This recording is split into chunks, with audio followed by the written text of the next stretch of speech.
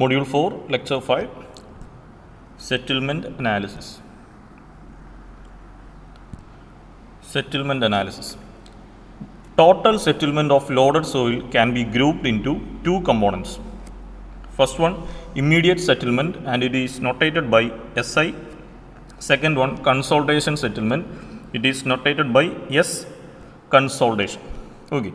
ഇതിൻ്റെ അകത്ത് immediate consultation അത്ര ഇമ്പോർട്ടൻ്റ് അല്ല. നമുക്ക് ഈ ഒരു ചാപ്റ്റർ പഠിക്കുമ്പോൾ, കൺസോൾട്ടേഷനിൽ പഠിക്കുമ്പോൾ യൂണിവേഴ്സിറ്റി ക്വസ്റ്റ്യൻസ് ബേസിക്കലി ചോദിക്കുന്നത് ഈ ഒരു കൺസോൾട്ടേഷൻ സെറ്റിൽമെൻറ്റ് കണ്ടുപിടിക്കുക എന്നുള്ള കോൺസെപ്റ്റ് ആയിരിക്കും. പക്ഷേ എങ്കിലും നമുക്ക് ഇമ്മീഡിയറ്റ് സെറ്റിൽമെൻറ്റ് എന്താണെന്നും അതിൻ്റെ ഇക്വേഷൻസും ജസ്റ്റ് ഒന്ന് പറഞ്ഞു പോവാം. First one, immediate settlement notated by SI. It occurs immediately after the load is imposed as a result of distortion of solid without any volume change. അപ്പോൾ ഒരു ലോഡ് നമ്മൾ സോയിലിലേക്ക് അപ്ലൈ ചെയ്ത് കഴിഞ്ഞാൽ, അപ്പോൾ ഈ ലോഡെന്ന് പറയുന്നത് സ്ട്രക്ചേഴ്സ് ആകാം. നമ്മൾ സോയിലിൻ്റെ മുകളിൽ കൺസ്ട്രക്ട് ചെയ്യുന്ന സ്ട്രക്ചേഴ്സ് ആയിരിക്കും ഈ ലോഡെന്ന് ഉദ്ദേശിക്കുന്നത്. അപ്പോൾ ഈ ലോഡ് നമ്മൾ സോയിലിലേക്ക് ഇമ്പോസ് ചെയ്ത് കഴിഞ്ഞാൽ ഉടനെ ഉണ്ടാകുന്ന ഒരു വോളിയം ചേഞ്ച് ആണ് നമ്മൾ ഇമ്മീഡിയറ്റ് സെറ്റിൽമെൻ്റ് എന്ന് പറയുന്നത്. It is due to the compression or expulsion of pore air, elastic deformation of solids and squeezing of water. അപ്പോൾ ഇമ്മീഡിയറ്റ് സെറ്റിൽമെൻറ്റിന് പല റീസൺസ് ആയിരിക്കും. ഒന്ന്, സോയിൽ കംപ്രസ് ചെയ്യുന്നതുകൊണ്ടായിരിക്കാം. രണ്ട്, സോയിലിൻ്റെ അകത്തുനിന്ന് പോർ എക്സസ് ആയിട്ടുള്ള എയർ എസ്കേപ്പ് ചെയ്യുന്നതുകൊണ്ടായിരിക്കും. ഈ സോയിലിൻ്റെ ഇലാസ്റ്റിക് ഡിഫോർമേഷൻ കൊണ്ടായിരിക്കാം. അല്ലെങ്കിൽ എസ്കേപ്പ് ഓഫ് വാട്ടർ, അതിനാണ് സ്ക്വീസിങ് ഓഫ് വാട്ടർ എന്ന് പറയുന്നത്. അപ്പോൾ ഈ റീസൺസ് കൊണ്ടായിരിക്കാം ഈ ഒരു ഇമ്മീഡിയറ്റ് സെറ്റിൽമെൻറ്റ് ഉണ്ടാകുന്നത്. ഇനി ഫോർ കൊഹസീവ് സോയിലിൽ ഇമ്മീഡിയറ്റ് സെറ്റിൽമെൻറ്റ് കണ്ടുപിടിക്കാനുള്ള ഇക്വേഷനാണ് SI. Immediate settlement is equal to H0/CS into log to the base 10 of sigma naught dash plus delta sigma dash divided by sigma naught dash. ഇതിൻ്റെ അകത്ത് ശ്രദ്ധിക്കേണ്ട കാര്യം, sigma naught dash plus delta sigma dash എന്ന് പറഞ്ഞാൽ final set effective സ്ട്രെസ്സും ഈ sigma naught dash എന്ന് വെച്ചാൽ ഇനീഷ്യൽ എഫക്റ്റീവ് സ്ട്രെസ്സുമാണ്. ഇത് ഓൾറെഡി നമ്മൾ പറഞ്ഞതാണ്. ഓക്കെ, ഇനി ഇതിൻ്റെ അകത്തുള്ള ഓരോ ടേംസ് എന്തൊക്കെയാണെന്ന് നോക്കാം. ഇതിൻ്റെ അകത്ത് ഈ ഇക്വേഷനിൽ CS എന്ന് പറഞ്ഞാൽ സ്വെല്ലിംഗ് ഇൻഡെക്സ് ആണ്. Swelling index. അപ്പോൾ സ്വെല്ലിംഗ് ഇൻഡെക്സ് കണ്ടുപിടിക്കാനായിട്ട് CS is equal to 1.5 into CR divided by sigma naught dash. ഇതിനകത്ത് CR എന്ന് പറഞ്ഞാൽ റീകംപ്രഷൻ ഇൻഡെക്സ്. അത് ഓൾറെഡി നമ്മൾ കഴിഞ്ഞ ലെക്ചറിൽ ഡിസ്കസ് ചെയ്താണ്. Recompression index. Sigma naught dash എന്ന് വെച്ചാൽ initial effective stress due to overburden pressure at the centre of the layer.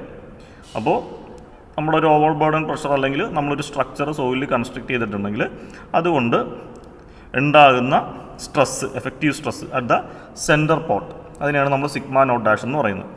ഇനി അതല്ലാതെ നമുക്ക് ഈ ഇക്വേഷനിൽ എന്തൊക്കെയുണ്ട്, HS എന്താണെന്നുണ്ട്, ഡെൽറ്റ സിഗ്മ ഡാഷ് ഒക്കെ ഉണ്ട്. അപ്പോൾ H0 is equal to initial total thickness of soil layer. അതായത് കൺസോൾട്ടേഷൻ സ്റ്റാർട്ട് ചെയ്യുന്നതിന് മുമ്പ് ഇനീഷ്യൽ പോയിന്റിൽ ആ ഒരു സോയിൽ ലെയറിൻ്റെ തിക്നെസ് എന്താണ്, അതാണ് H0. ഡെൽറ്റ സിഗ്മ ഡാഷ് എന്ന് പറഞ്ഞാൽ increase in effective stress at the centre of the layer due to application of load apply ചെയ്യുന്നത് കൊണ്ടുണ്ടാകുന്ന ചേഞ്ച് ഇൻ എഫക്റ്റീവ് സ്ട്രെസ്, അതിനെയാണ് നമ്മൾ ഡെൽറ്റ സിഗ്മ ഡാഷ് എന്ന് പറയുന്നത്. In case of saturated clays the immediate settlement is insignificant. അപ്പോൾ ക്ലേയുടെ കേസിലാണെങ്കിൽ, saturated ആയിട്ടുള്ള ക്ലേയുടെ കേസിലാണെങ്കിൽ ഈ ഒരു ഇമ്മീഡിയറ്റ് സെറ്റിൽമെൻറ്റ് ഇൻസിഗ്നിഫിക്കൻ്റ് ആണ്, കാൽക്കുലേറ്റ് ചെയ്യേണ്ട ആവശ്യമില്ല. However small elastic settlement below the corner may occur due to the elastic deformation of molecules and squeezing of water. The immediate elastic deformation below the corner of a rectangular base foundation is given by.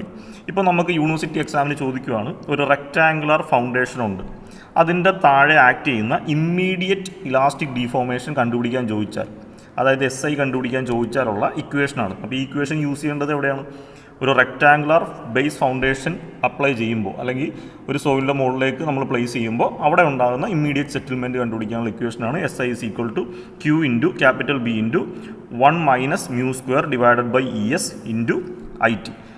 ഇതിൻ്റെ അകത്ത് Q എന്ന് പറഞ്ഞാൽ pressure at the base of the ഫൂട്ടിങ്ങിൻ്റെ താഴെ apply ചെയ്തേക്കുന്ന pressure, total load അല്ലെങ്കിൽ pressure. B എന്ന് പറഞ്ഞിട്ടുണ്ടെങ്കിൽ വിഡ്ത്ത് ഓഫ് ഫൗണ്ടേഷൻ്റെ വിഡ്ത്താണ്. മ്യൂ എന്ന് പറഞ്ഞിട്ടുണ്ടെങ്കിൽ പോയ്സോൺസ് റേഷ്യോ ആണ്, അതിൻ്റെ വാല്യൂ 0.3 to 0.45 റേഞ്ചിലാണ് വരുന്നത്. ഇനി ES എന്ന് വെച്ച് കഴിഞ്ഞാൽ യങ്സ് മോഡുലസ് ആണ്. IT എന്ന് പറഞ്ഞിട്ടുണ്ടെങ്കിൽ influence factor or shape factor of the foundation which depends on B/L ratio. Influence coefficient അല്ലെങ്കിൽ ഇൻഫ്ലുവൻസ് ഫാക്ടറാണ്, അല്ലെങ്കിൽ അതിന് ഷേപ്പ് ഫാക്ടർ എന്നും പറയും. അത് നമുക്ക് ഇങ്ങനെ ഒരു പ്രോബ്ലം ചോദിച്ചാൽ ക്വസ്റ്റ്യനിൽ തന്നിട്ടുണ്ടാവും. അപ്പോൾ ഇത് ഇത്രയാണ് നമുക്ക് ഇമ്മീഡിയറ്റ് സെറ്റിൽമെൻറ്റിനെ പറ്റി പഠിക്കാനുള്ളത്. ഇതത്ര ഇമ്പോർട്ടൻ്റ് അല്ല, ഈ ഒരു ടോപ്പിക്കിൽ നിന്ന് അങ്ങനെ യൂണിവേഴ്സിറ്റി ക്വസ്റ്റ്യൻസ് ചോദിച്ച് കണ്ടിട്ടില്ല, എങ്കിലും ഒരു ഇൻഫർമേഷന് വേണ്ടിയിട്ട് നമ്മൾ പറഞ്ഞതേ ഉള്ളൂ.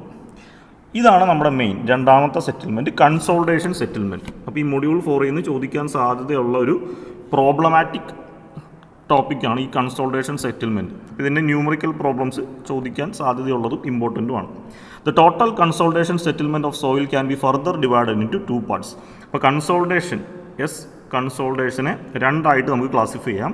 Settlement due to primary consolidation notated by SC, settlement due to secondary consolidation notated by SS. ഇത് രണ്ടുമാണ് ഇമ്പോർട്ടൻറ്റ്. ഇപ്പോൾ കൺസോൾട്ടേഷൻ സെറ്റിൽമെൻറ്റ് ചോദിക്കുമ്പോൾ പ്രൈമറി കൺസോൾട്ടേഷനും ഉണ്ട്, സെക്കൻഡറി കൺസോൾട്ടേഷനും ഉണ്ട്. അതിൻ്റെ അകത്ത് തന്നെ പ്രൈമറി കൺസോൾട്ടേഷനാണ് വളരെ ഇമ്പോർട്ടൻറ്റ്. അതിൻ്റെ അകത്തുനിന്ന് നമുക്കൊരു ഷുവർ ക്വസ്റ്റ്യൻ പ്രതീക്ഷിക്കാവുന്നതാണ്. ഓക്കെ, നമുക്ക് രണ്ടും നോക്കാം. From the plot between time of consolidation and consolidation settlement, the time for consolidation settlement is much greater than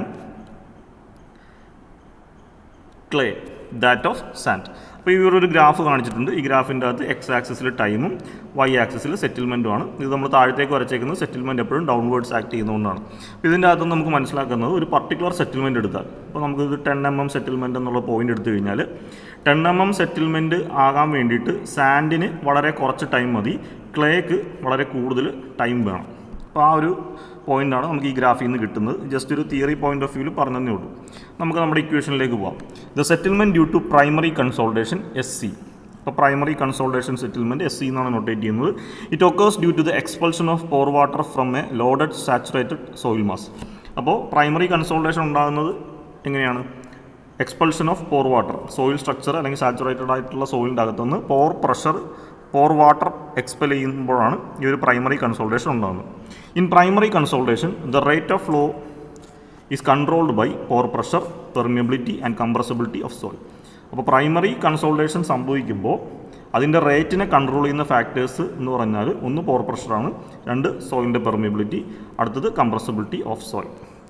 okay, അപ്പോൾ ഇനി നമ്മൾ SCയുടെ പ്രൈമറി കൺസോൾട്ടേഷൻ സെറ്റിൽമെൻറ്റിൻ്റെ ഡിഫറെൻറ്റ് ഇക്വേഷൻസ് ആണ് പറയാൻ പോകുന്നത്. ഇപ്പോൾ നമുക്ക് ഒരു പ്രോബ്ലം യൂണിവേഴ്സിറ്റിക്ക് ചോദിക്കുവാണെങ്കിൽ ക്വസ്റ്റ്യനിൽ AV ആണ് തന്നേക്കുന്നത്. AV എന്ന് വെച്ചാൽ എന്തായിരുന്നു? കോഎഫിഷ്യൻ്റ് ഓഫ് കംപ്രസിബിലിറ്റി ആണ് ക്വസ്റ്റ്യനിൽ തന്നേക്കുന്നതെങ്കിൽ നമുക്ക് പ്രൈമറി കൺസോൾട്ടേഷൻ സെറ്റിൽമെൻറ്റ് കണ്ടുപിടിക്കാൻ SC is equal to AV divided by 1 + E0 into H0 into delta sigma dash. ഈ ഇക്വേഷൻ യൂസ് ചെയ്യാം.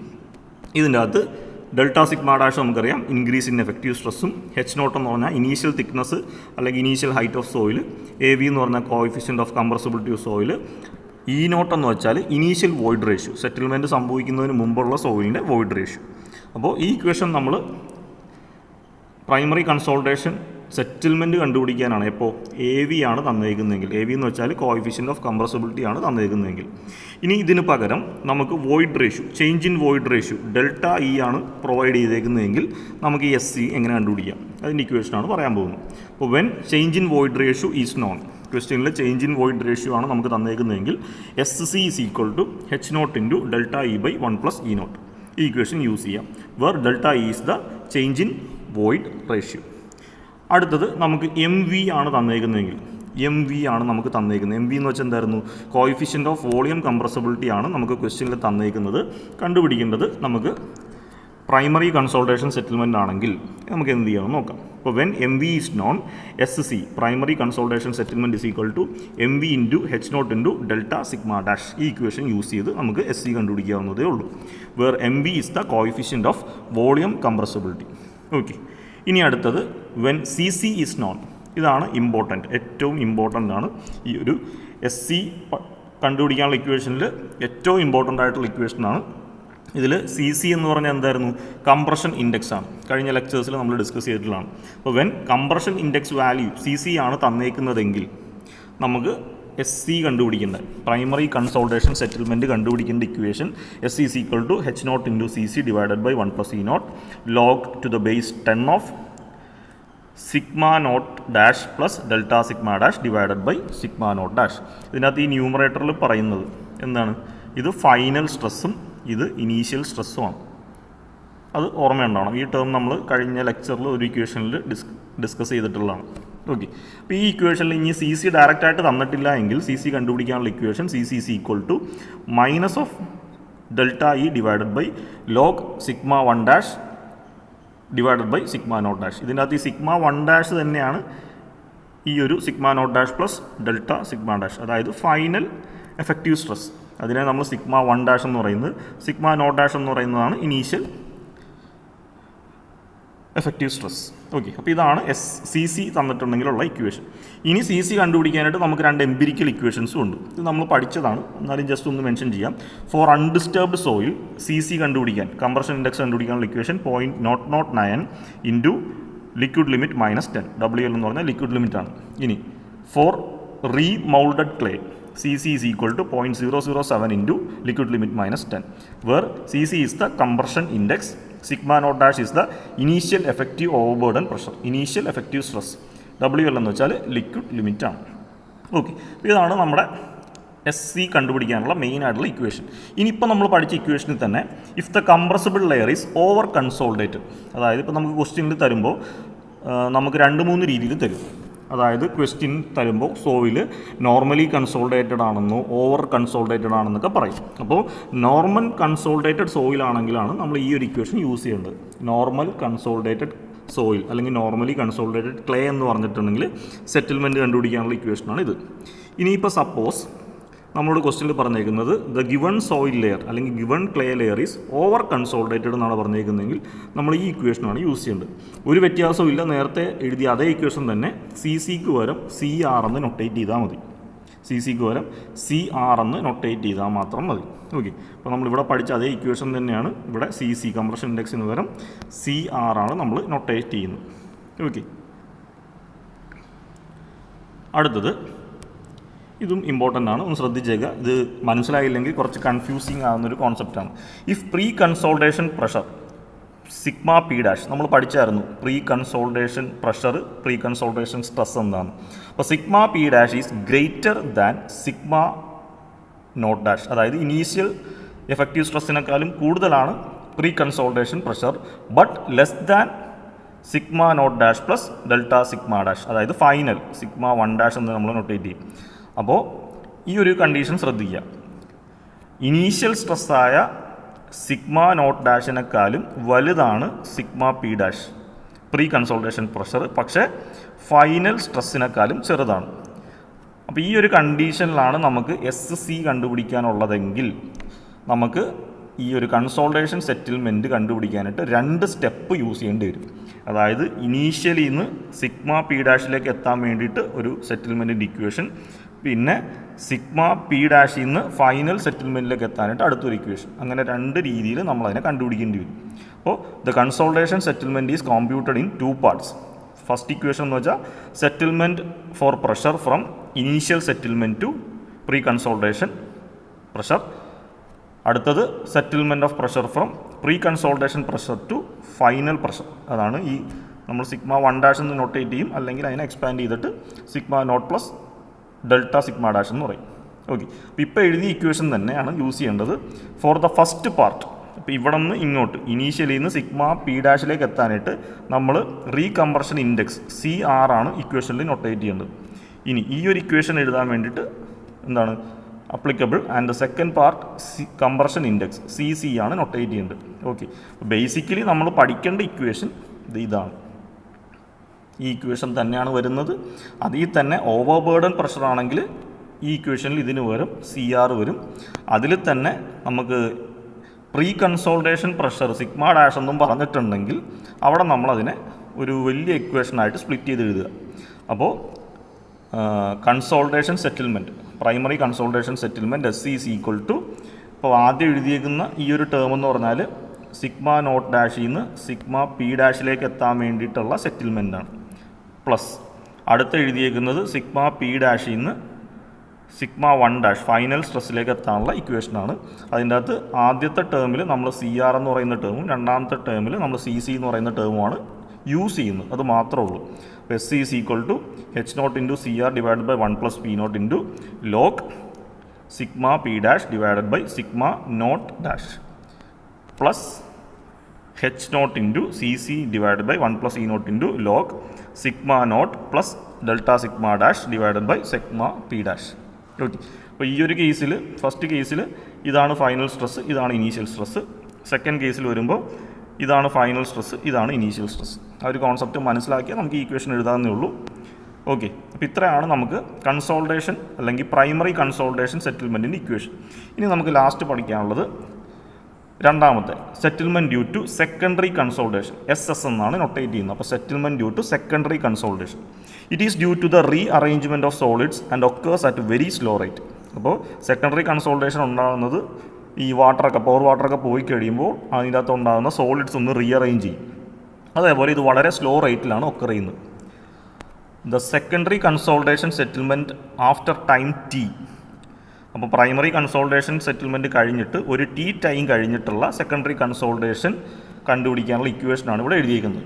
Okay, the secondary consolidation after time T from the completion of primary settlement is given by SS is equal to CS into H100 divided by 1 plus E100 log T by T100. വളരെ simple ഇക്വേഷനാണ്, confusion ആണ്ട. ഇതിനകത്ത് CS എന്ന് വെച്ചാൽ secondary compression index ആണ്. H not എന്ന് പറഞ്ഞാൽ thickness of soil after primary consultation. Primary consolidation complete ആയി കഴിയുമ്പോഴുള്ള ആ സോയിൽ സാമ്പിളിൻ്റെ ഹൈറ്റ് ആണ് H100. ഇനി ഇഫ് H100 ഈസ് അൺനോൺ, ക്വസ്റ്റ്യനിൽ H100 പ്രൈമറി കൺസോൾട്ടേഷൻ കഴിഞ്ഞിട്ടുള്ള ഹൈറ്റ് തന്നിട്ടില്ലെങ്കിൽ H100നെ നമുക്ക് ഇനീഷ്യൽ ഹൈറ്റായിട്ട് അസ്യൂം ചെയ്യാവുന്നതേ ഉള്ളൂ. അതേപോലെ ഈ ഇക്വേഷനിൽ E100 എന്ന് വെച്ചാൽ void ratio after primary consultation. Primary consultation കഴിയുമ്പോൾ ഉള്ള വോയിഡ് റേഷ്യോ ആണ് E100. ഇവിടെയും E100 തന്നിട്ടില്ലെന്നുണ്ടെങ്കിൽ E100ന് വരെ നമുക്ക് ഇനീഷ്യൽ വോയിഡ് റേഷ്യോ അസ്യൂം ചെയ്യാവുന്നതേ ഉള്ളൂ. ഇനി T100 എന്ന് വെച്ചാൽ time required for the completion of primary consultation. അപ്പോൾ ഈ ഇക്വേഷനിൽ T100 എന്ന് നൊട്ടേറ്റ് ചെയ്തത് പ്രൈമറി കൺസോൾട്ടേഷൻ കംപ്ലീറ്റ് ചെയ്യാൻ വേണ്ടിയിട്ടുള്ള ടൈമാണ്. ഇനി ഇക്വേഷനിൽ T എന്ന് പറഞ്ഞിട്ടുണ്ടെങ്കിൽ time at which the secondary settlement is computed after the completion of primary settlement. അപ്പോൾ പ്രൈമറി കൺസോൾട്ടേഷൻ കംപ്ലീറ്റ് ചെയ്ത് കഴിഞ്ഞിട്ട് നമുക്ക് ഏത് പോയിൻറ്റിൻ്റെ ആണോ സെക്കൻഡറി കൺസോൾട്ടേഷൻ വേണ്ടത്, അപ്പോൾ പ്രൈമറി കഴിഞ്ഞ് നമ്മൾ ആ കാൽക്കുലേറ്റ് ചെയ്യുന്ന വരെയുള്ള ടൈമിനെയാണ് നമ്മൾ T എന്ന് പറയുന്നത്. ഓക്കെ, അപ്പോൾ ഓവറോൾ നമുക്ക് total settlement is equal to, ഇപ്പോൾ നമ്മൾ കുറേ സെറ്റിൽമെൻറ്റ് പഠിച്ചു. ഇനീഷ്യൽ സെറ്റിൽമെൻറ്റ് പഠിച്ചു, കൺസോൾട്ടേഷൻ സെറ്റിൽമെൻറ്റ് പഠിച്ചു. കൺസോൾട്ടേഷൻ സെറ്റിൽമെൻറ്റിൽ തന്നെ നമ്മൾ പ്രൈമറി കൺസോൾട്ടേഷൻ എന്നും സെക്കൻഡറി കൺസോൾട്ടേഷൻ എന്നും പഠിച്ചു. അപ്പോൾ ഒരു സോയിലിൽ നമ്മളൊരു സ്ട്രക്ചർ അല്ലെങ്കിൽ ഒരു ലോഡ് അപ്ലൈ ചെയ്താൽ അതിൻ്റെ ടോട്ടൽ സെറ്റിൽമെൻറ്റ് ST എന്ന് പറഞ്ഞാൽ it will be the sum of initial settlement plus primary consolidation settlement plus secondary consolidation settlement. Okay, അപ്പോൾ ഓവറോൾ ഇത്രയാണ് നമുക്കൊരു സെറ്റിൽമെൻറ്റ് അനാലിസിസിൽ വരുന്നത്. അപ്പോൾ സെറ്റിൽമെൻറ്റിൻ്റെ ഒരു പ്രോബ്ലം നമുക്ക് ഈ ഒരു കൺസോൾട്ടേഷൻ എന്ന് പറയുന്ന ടോപ്പിക്കിൽ നിന്ന് പ്രതീക്ഷിക്കാവുന്നതാണ്. അതിലേറ്റവും ഇമ്പോർട്ടൻറ്റ് ഈ ഒരു പ്രൈമറി കൺസോൾട്ടേഷൻ കാൽക്കുലേറ്റ് ചെയ്യുന്നതാണ്. എങ്കിലും ബാക്കിയുള്ള ഇക്വേഷൻസും കൺസെപ്റ്റുകളും ജസ്റ്റ് ഒന്ന് മനസ്സിലാക്കി വെച്ചേക്കുക. ചിലപ്പോൾ ഡയറക്റ്റ് ക്വസ്റ്റ്യൻ ചോദിച്ചാൽ നമുക്ക് ഇക്വേഷൻ അറിയാമെങ്കിൽ സോൾവ് ചെയ്തെടുക്കാവുന്നതേ ഉള്ളൂ. അപ്പോൾ ഈ ഒരു ലെക്ചറിൽ നമ്മൾ സെറ്റിൽമെൻറ്റ് അനാലിസിസ് ആണ് പഠിച്ചത്. അപ്പോൾ മൊഡ്യൂൾ 4 നമ്മൾ പാർട്ട് 1 മുതൽ പാർട്ട് 5 ഈ ഒരു ലെക്ചർ വരെ നമ്മൾ ഡിസ്കസ് ചെയ്തത് കൺസോൾട്ടേഷൻ ബേസ് ചെയ്തിട്ടുള്ള തിയറി, അതിൻ്റെ ഗ്രാഫുകൾ, ഇക്വേഷൻസ്, റിലേഷൻസ് ഒക്കെയാണ്. അപ്പോൾ കൺസോൾട്ടേഷൻ എന്ന് പറയുന്ന ടോപ്പിക്കിൻ്റെ കംപ്ലീറ്റ് തിയറി പോർഷൻസ് നമ്മൾ ഡിസ്കസ് ചെയ്തു. ഇനി അടുത്ത 1-2 ലെക്ചറിൽ നമുക്ക് കൺസോൾട്ടേഷൻ ടോപ്പിക്കിനെ ബേസ് ചെയ്ത് നമ്മൾ ഇതുവരെ പഠിച്ച ടോപ്പിക്സിനെ ബേസ് ചെയ്തിട്ടുള്ള കുറച്ച് ന്യൂമറിക്കൽ പ്രോബ്ലംസ് വർക്കൗട്ട് ചെയ്യാം. Okay, thank you.